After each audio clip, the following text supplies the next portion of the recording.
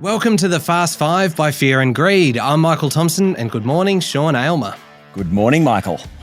Sean, today in just 5 minutes, we're going to get an idea of what 2023 will look like. We've spoken previously about where we live and some of the generation and population changes, but what about how we work?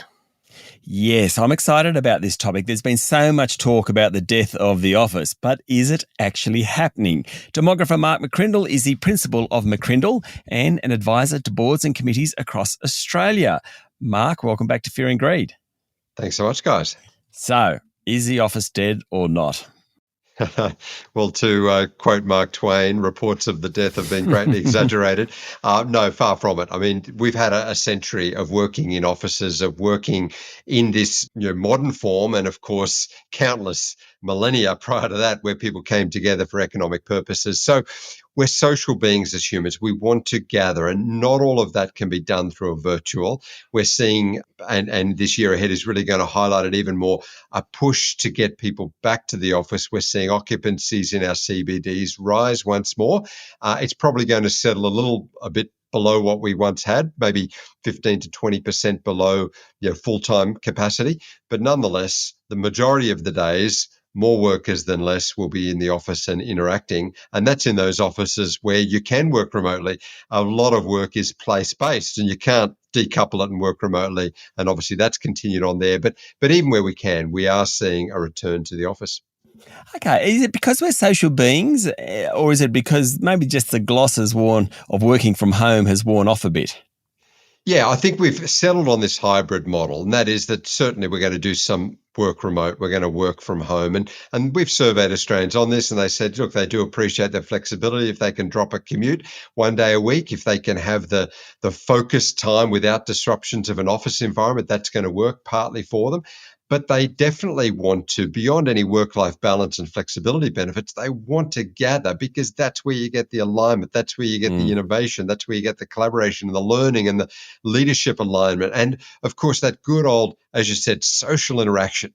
One of the few social bottlenecks through which we regularly pass now is the office. We're not as connected by knowing neighbours or being part of a local community organisation.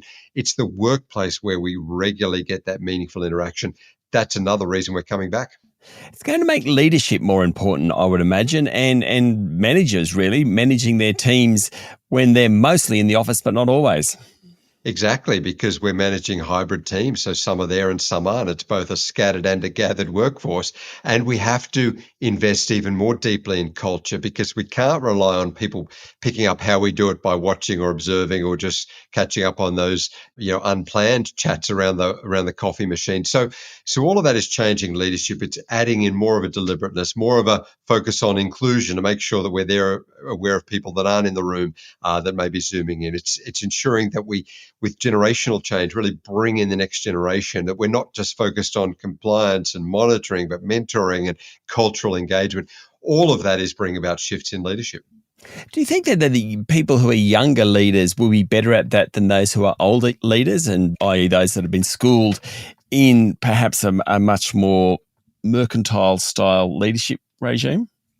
Yeah, definitely. A younger generation bring that tech savvy. They bring that ability to work through the digital. It's sort of like their first language, and they bring a flatter structure to things. They're not as formatted as we were in the 20th century with hierarchies and chains of command and autocratic processes. They're far more collaborative and participative, and it's that flat structure that people now want in a workplace, and that's really their leadership strength is the people skills, not the structural skills, and they'll bring that to the fore, and I think that'll be very 21st century relevant.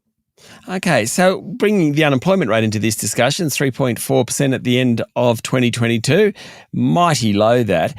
Managing people, keep retaining people, also attracting people, that's going to be very different 2023 on than perhaps 2020 before. Exactly. And even if we start to see that unemployment rise, and it inevitably has to because it can't get much lower, what we're going to see alongside that is still this focus on attraction and particularly retention. Employers have really focused on how do we engage the staff? How do we retain that knowledge? How do we, having trained them, ensure that we don't get the disruption of ongoing churn? And it won't be just because it's been a tight market and people had smorgasbord of options, even if they have more options, or even if the economy slows, we're still going to need to retain for that real culture and collegiality and knowledge and productivity purpose to make sure that we're building corporate knowledge as a growing learning organization rather than losing our best people continuously. So, attraction, retention, and the right leadership model will be key to that. I'm sure demographers aren't really supposed to put value judgments on this sort of information, but that sounds really good to me. I mean, I think it sounds like a better workplace when all that's happening. Well, exactly. If we've got a new generation that are focused on the people skills, not just the technical skills, assuming they can bring productivity, but also can have a little bit of empathy, can care about the individuals and their even own development pathway, can understand that diversity and bridge gaps across a more diverse workforce. All of that's got to be a strength, and it will help all of us. I think that next generation bring that because they don't think in terms of hierarchy and management. They think in terms of people and leadership, and that's a real plus. Mark, thank you for talking to Fear and Greed. Thanks so much, guys. That was demographer Mark McCrindle. There you go.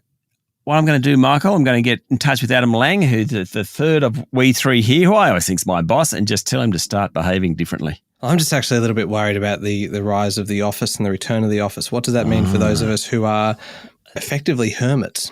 Yeah, it's a good point. Tough for people like you. Yeah, it is. It is. I've become very, very accustomed to Zoom. I love it. All right. Thanks very much, Sean. That's it for today. Make sure you hit follow on the podcast. We've got regular business news back from Monday. I'm Michael Thompson, and that was the Fast Five by Fear and Greed.